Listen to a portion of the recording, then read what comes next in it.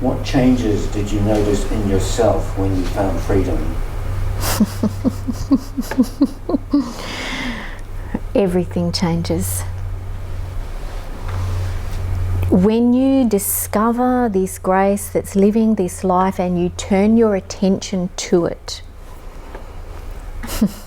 everything changes. As we were just speaking about, any need, any neediness, any desiring drops away, and there's this open quality of wonder about life. And it's not static. It's not like when freedom is discovered and there's this point of discovery and that's it. This discovery is open-ended and endless. So the depth of this discovery is always ongoing. And everything changes. It's as though the life that you lived and who you were is non-existent because it's not here. And that's the truthfulness, that it is not here. Whatever has been doesn't exist. It's not here. And having said that, when we look over our life, we can see certain things, certain pointers that have always been pointing us to the truth, always been pointing us to freedom, always been pointing us to clarity, to opening, to grace, to God. Whether those words are used or not. So I think I shared in the latest book that I wrote that freedom wasn't a word that I would have used that I was looking for. And yet when you discover this, freedom is here as you. And so, of course, everything changes and nothing changes. This life is lived the way this life is lived. So for some people, maybe everything changes and the whole life looks different. The circumstances are different, the relationships are different. And for others, there's the normality that everything is the same. We've heard that phrase, before enlightenment, chop wood, carry water. After enlightenment, chop wood, carry water.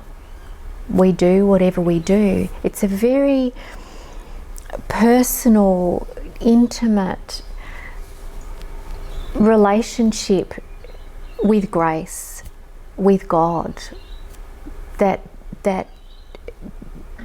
by the nature of it gets shared with others. And in that way it's not personal because it is everyone and everything. So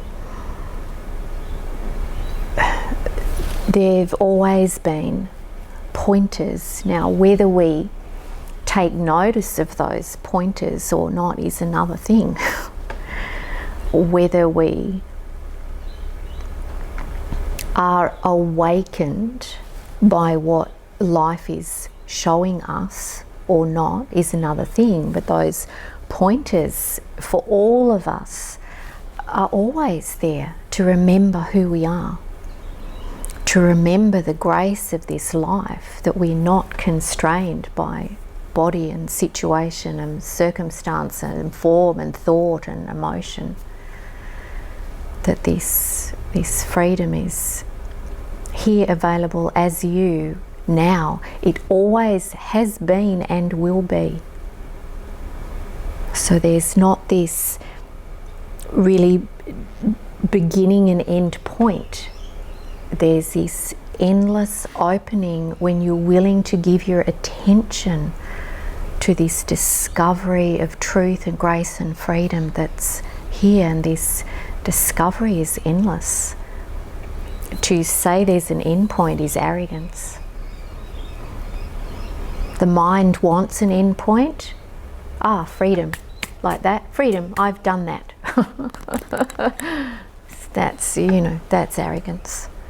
freedom is this open-ended, unknown, undiscoverable in a way, because it's a continuous discovery.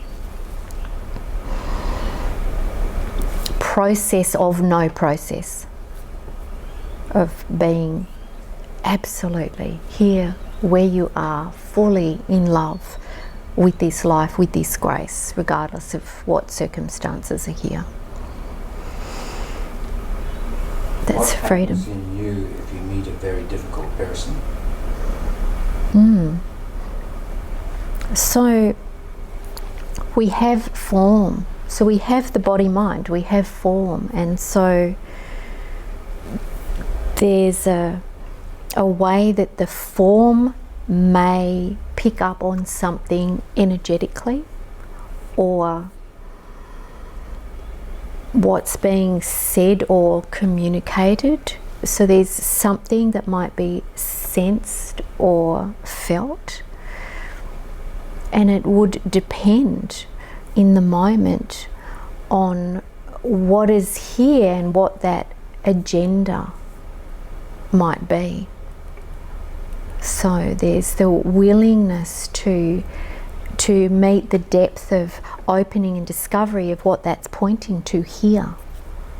Really, that's all we can do. So I don't suggest having to stay in relationships with difficult people, or having to have friendships with difficult people. And having said that, they are pointing us to something. They're pointing us to this deeper discovery of where we may be holding back to love, holding back to life, where we may be judging and condemning, where we may be persecuting others.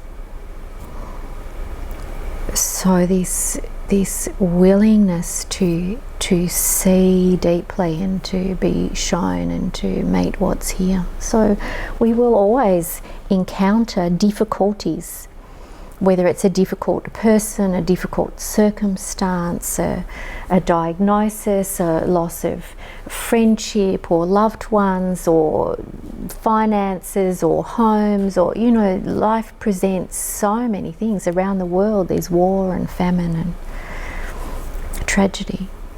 So, you know, we have the possibility to meet what's here, the pain of what's here, and to open and discover what it's pointing to. The depth of this grace allows everything.